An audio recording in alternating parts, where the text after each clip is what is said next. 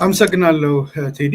ጥሩ ሀሳቦች ተነስተዋልና እንግዲህ ቀድሞ ሰራበት ከነበረው መስሪያ ቤት ከተነሳው ሀሳብ ጋር ተያይዞ ብጀምር በእርግጥ እኔ ኢሳትን የተቀላቀልኩት ኢሳት ከወደቀ በኋላ ቢሆንም ማለትም አገር ቤት ከገባ ከዛ በኋላ ከአገር ቤት ደግሞ እዚህ ያለው በዋሽንግተን ዲሲ ያለው መከፋፈል ከመጣ በኋላ ያለው ጊዜ ውስጥ ቢሆንም የተቀላቀልኩት ግን የነበሩትን ሂደቶች በቅርበትም እንደማንኛውም ኢትዮጵያዊ በስራው ላይ እንዳለ ሰው እና ደግሞ መስሪያ ቤቱን ቆይቶም ቢሆን እንደተቀላቀለ ሰው በሂደት ነገሮቹን ስከታተል ስለነበረ አሁን የተነሱት ነገሮች ብዙዎቹ ዘንድ የነበረ ጥያቄ ነው። እንግዲህ በተለያዩ ቃለ መጠይቆችም ራሳቸው ባለቤቶቹ ሲናገሩት የነበረ ነገር ስለሆነ እንዲሁም መድገም የሚገባ አይመስለኝም። ግን አንዱ ኢሳት ላይ የነበረው የክፍፍል ሀሳብም መግባት አለበት የለበትም የሚለው በባለሙያዎቹም ዘንድ ሙሉ ድጋፍ የነበረው ሀሳብ እንዳልነበረ የሚታወቅ ነው።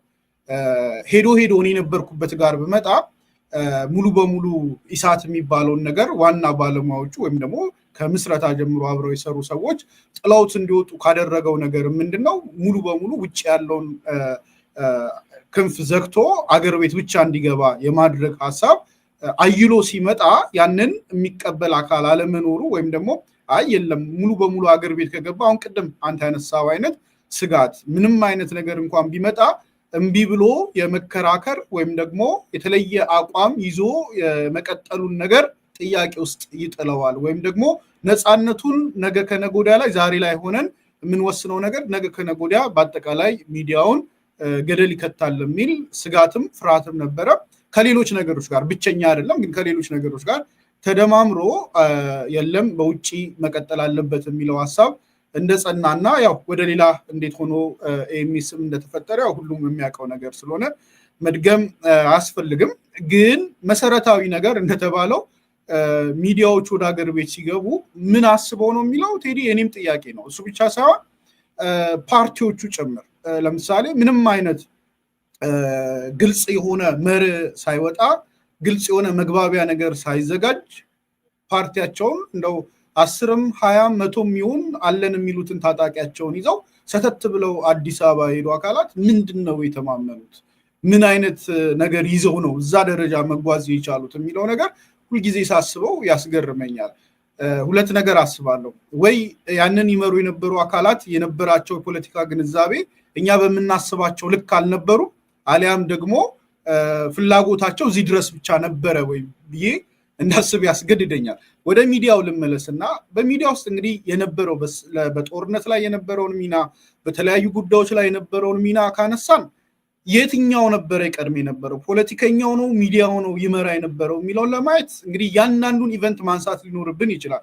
ግን ጠቅለል ባለመልኩ ግን ቅድም በቃልም ካነሳው ጋር ሚዲያው ሲመጣ ነፃነት ነበር ወይ ወይም ለውጡ ሲመጣ ነፃነት ነበር ወይ እና ሁሉም ተለቆ በአንድ ሀሳብ የነጎደበት ሁኔታ ነበር ወይ የሚለውን እኔ ደጋግሜ ስፈትሸው የሚሰማኝ ነፃነት ሳይሆን እንዴት ነው አስረዝመው ያሰሩት የለቀቁት ወይም የፈቱት ይመስለዋል እንደሚባለው እንደዛ አይነት ሁኔታ ነው የነበረው። ለምሳሌ ለጊዜው አሸናፊ የመሰለ የሆነ ሳይሆን የመሰለ ሀሳብ ነበር። ከዛ ሀሳብ ጋር ብዙሃኑ የመንጎድ ሂደት ነበር። ከዚህ የተነሳ ከአሸናፊ ከመሰለው ሀሳብ ለምሳሌ ለውጡና የለውጡ ደጋፊ ተባባሪ የተባለው አካል አሸናፊ መስሎ ስለነበር ብዙሃኑ በዛ መንገድ ፈሷል። ከዛ ሀሳብ የተለየ ሀሳብ የያዙ ጋዜጠኞችም የፖለቲካ ሰዎችም ፓርቲዎችም ከፍተኛ የሆነ ውርጅብኝና ዱላ ሲገጥማቸው እንደነበረ የምናስታውሰው ነው። ስለዚህ ለውጡ ለሚዲያዎች ነፃነት ሳይሆን የሰጠው ያ ለውጥ የሚመስለውን ነገር ለሚደግፉ አካላት ያልተገደበ እንቅስቃሴን ፈጥሮላቸዋል። ከዛ ውጭ ያሉትን በሙሉ ግን በምን አይነት መንገድ ውስጥ እንደተጓዙ ሁላችንም ያየነው ነው። ሌላኛው ሰብስክራይብ የተደረጉ ሀሳቦች ወይም ትርክቶች ነበሩ። እነኛን ትርክቶች የሚያስተናግዱ ሚዲያዎች ነፃነት ነበራቸው፣ ልክ አሁን እንዳለው ማለት ነው። አሁንም የመንግስትን ሀሳብ ሰብስክራይብ ያደረጉ እኮ በነፃነት ይወጣሉ፣ ይገባሉ። የፈለጉትን ባለስልጣን በአንድ ጥሪ ኢንተርቪው ማድረግ ይችላሉ። ስለዚህ እሱን ነፃነት ማለት ይቻላል መንግስት የሚላችሁን ለመናገር ነፃ ናችሁ አይነት we're free to say what we tell you አይነት ነገር አይደለም። እሱን ነው እያልኩ ያለሁት። አስረዝሙ የታሰረ የሚመስል ግን ደግሞ ነፃነት የሌለው ያልተለቀቀ ነፃ ለመሆናቸውን እነኚህ ሰዎች የሚያውቁት ምንድነው? በሐሳብ ሲቃረኑ ነው። ባካሄድ ሲለዩ የዛን ጊዜ ነፃ ለመሆናቸው ይገባቸዋል። እስከዛ ድረስ ግን የፈለጉትን መናገር ባይዘዌ ሁለት አይነት ነገር አለ። የመንግስት አካላት የተወሰኑት እዚህ ድረስ ቶለሬት እናድርግ፣ እኛን ሀሳባችንን ሰብስክራይብ እስካደረጉ ድረስ ቶለሬት እናድርግ የሚሉ አሉ። ሌሎቹ ደግሞ በፍጹም በቃ ከበር መልስ መዘጋት አለበት የሚል አቋም የነበራቸው ነበሩ እስከማውቀው ድረስ ማለት ነው። አሁን ላይ ያው ነገሮች ሁሉ ሌላ ቦታ ላይ ናቸው ያሉት። ስለዚህ እንደኔ መረዳት ሰብስክራይብ የተደረጉ ሀሳቦችን፣ ትርክቶችን የሚያስተናግዱ አካላት መንግስትን እስከደገፉ ድረስ ነፃ ናቸው። ሲቃወሙና የሆነ ነገር ሲመጣ ግን ይለያሉ። ሌላኛው ሚዲያው ነፃነት ሳይሆን ያገኘው ሁለት ነገሮች ነበሩ። አንደኛ መንግስት ራሱ ወይም ጠቅላይ ሚኒስትሩ ከፍተኛ ህዝባዊ ድጋፍ ይፈልግ ነበር።